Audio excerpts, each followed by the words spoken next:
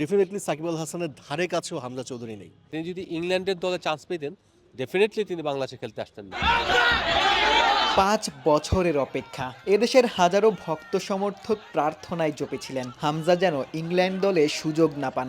অবশেষে হামজা বাংলাদেশে, ইংল্যান্ড নয়, খেলবেন বাংলাদেশের হয়ে। হামজা যখন বাংলাদেশে এলেন, এদেশের ক্রীড়াঙ্গনে হামজা কেমন ইম্প্যাক্ট রাখতে পারেন? হামজা আসার পরে ডেফিনেটলি মানুষের আগ্রহ কিন্তু ফুটবলের দিকে যাবে, এটা আমার কাছে মনে হচ্ছে। বিশেষ করে ঢাকায় যারা আসলে ইউরোপিয়ান ফুটবল দেখে অভ্যস্ত টেলিভিশনের পর্দায়, অন্তত ওই শ্রেণীটা হয়তোবা এখন হামজার প্রতি একটা আগ্রহ নিয়ে হলেও হয়তোবা মাঠে যাবে। সেটা হামজার প্র্যাকটিস দেখতে হোক, হামজার খেলা দেখতে হোক। হামজা চৌধুরীর যে জনপ্রিয়তা তৈরি হবে, যে মানুষ তার প্রতি যে তারকা খ্যাতি তাকে দেবে, তাকে যে সম্মানটা দেওয়া হবে এবং তিনি যে সম্মানটা ফিরিয়ে দেওয়ার চেষ্টা করবেন, এর ফলে খেলার মধ্যে একটা প্রাঞ্জলতা আসবে এবং জনপ্রিয়তা লাভ করবে। তার সঙ্গে সঙ্গে অন্য যারা সহ খেলোয়াড় থাকবেন তাদের মধ্যেও একটা আগ্রহ তৈরি হবে যে হামজা চৌধুরী যদি এত ভালো খেলে, তাকে সাপোর্ট দেওয়ার জন্য হলো আমাকে ভালো ফুটবল খেলতে হবে। সব কিছু মিলে মানুষের একটা রোমাঞ্চ কাজ করছে। তবে আমার কাছে যেটা মনে হয় যে ক্রিকেটের প্রতি যতটা ফ্যাসিনেশন দেখি, ক্রিকেটের প্রতি যতটা আগ্রহ দেখি, সেটা ক্রিকেট মাঠে হোক, মাঠের বাইরে হোক, সেটার সাথে আমার মনে হয় হামজার তুলনা না করাটাই ভালো। তুলনার কথা বলছিলেন, তুলনা না করাই ভালো। আমরা এর বেশ কিছুদিন ধরে দেখছি যে সাকিবের সাথে তুলনা করা হচ্ছে। এটা আসলে অমূলক নিশ্চয়ই, কারণ সাকিব 17-18 বছর ধরে যে সার্ভিসটা দিয়েছেন বাংলাদেশের জন্য, মানে ক্রিকেটের জন্য সাকিব যা করেছেন, বিশ্বমঞ্চে প্রতিনিধিত্ব করেছেন বাংলাদেশি হয়ে। হামজা তো এখনও কিছুই করেননি, মাত্র এলেন বাংলাদেশে, এখনও জার্সিটাও গায়ে চাপাননি। ওই যে তুলনা করেই কি হামজার প্রতি একটু খানিকটা বিদ্বেষ ছড়ানো হচ্ছে কিনা, কিংবা সাকিবকে আমরা যেভাবে ভালোবেসেছি হামজাকেও আসলে ওইভাবেই ভালোবাসা উচিত কিনা? আমি একটু অন্যভাবে দেখি। আমার কাছে যেটা মনে হয় যে হ্যাঁ, right now current sports person বাংলাদেশে যতগুলো আছে, ক্রিকেটে হোক, ফুটবলে হোক বা অন্য কোনো ইভেন্টে হোক, সেক্ষেত্রে বলা চলে যে হ্যাঁ, হামজা চৌধুরী এই মুহূর্তে বাংলাদেশের সবচেয়ে বড় সুপারস্টার এই মুহূর্তে। সেটা আমি ওভারঅল কারেন্ট প্লেয়ারদের কথা যদি বলি, কিন্তু ওভারঅল যদি আমি চিন্তা করি, যদি সাকিবের সাথে যদি তুলনা হয়, তাহলে ডেফিনেটলি সাকিব আল হাসানের ধারে কাছেও হামজা চৌধুরী নেই। হামজা চৌধুরী এদেশে বড় না, সাকিব আল হাসান বড়। সাকিব আল হাসানের অবদান এদেশে অনস্বীকার্য। বাংলাদেশকে চেনে সাকিব আল হাসানের জন্য স্পোর্টসে যদি চিন্তা করি, আর হামজা চৌধুরীর কারণে বাংলাদেশকে চেনে না। হামজা চৌধুরীকে আমরা চেনাচ্ছি যে তিনি প্রবাসী বাংলাদেশি এর একজন সন্তান। তিনি ইংলিশ লিগে খেলেন, তিনি বাংলাদেশে এখন আসতেছেন তার সাইনবোর্ড লাগানোর জন্য। সো কাউকে কেউ অপমান করবেন না, তার কিন্তু আসার কথা না। তিনি যদি ইংল্যান্ডের দলে চান্স পেতেন ডেফিনেটলি তিনি বাংলাদেশে খেলতে আসতেন না।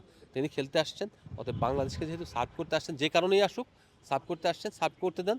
সার্ভ করার পরে উনি যদি ওইরকম তারকা খ্যাতি অর্জন করতে পারে, বাংলাদেশকে ওইরকম অ্যাচিভমেন্ট এনে দিতে পারে, বিশ্ব লেভেলে নিয়ে যেতে পারে, তাহলে আমরা তাকে বড় কেন, তাকে আমরা পূজনীয় জায়গায় রাখবো। হামজার বাংলাদেশে আসা ভারতকে প্রতিহত করে দক্ষিণ এশিয়ার সেরা হওয়া বাংলাদেশের পক্ষে সম্ভব কিনা আপাত দৃষ্টিতে কি মনে হয়? হামজা আজকে যদিও বলছিলেন যে ভারতকে তিনি হারাবেন, প্রোগ্রেসটা মানে ঠিক রাখবেন। শুধু হামজা চৌধুরী স্কোরার না, উনি হলেন মিডফিল্ডার। একজন মিডফিল্ডারের চাইতে বাংলাদেশে আপনি সাপ্লাই দিলেন, বল ডেলিভার দিলেন, কিন্তু আপনার তার স্কোর করার মতো লোক থাকলো না, কিন্তু সেইটাতে কাজ হবে না। আর একা হামজা চৌধুরী কিছু না, একা সিকান্দার কিছু না, একা আশিকও কিছু না। অর্থাৎ ফুটবল হলো সাচ এ গেম, 11 জনকে খেলতে হয়, একজন দুজন খেললে হবে না। ক্রিকেট আপনার 2 জন ভালো করলে কিন্তু জেতা সম্ভব। একজন 200 মারলো আর একজন 5 উইকেট নিল, ম্যাচ জেতা সম্ভব। আর ফুটবল সাচ এ গেম যেখানে 11 জনকে ভালো খেলতে হবে, দলগত ভালো খেলতে হবে। ইন্ডিভিজুয়াল পারফরমেন্স ওখানে থাকবে, কিন্তু দলগতও ভালো খেলতে হবে, তবেই আপনি জিতবেন।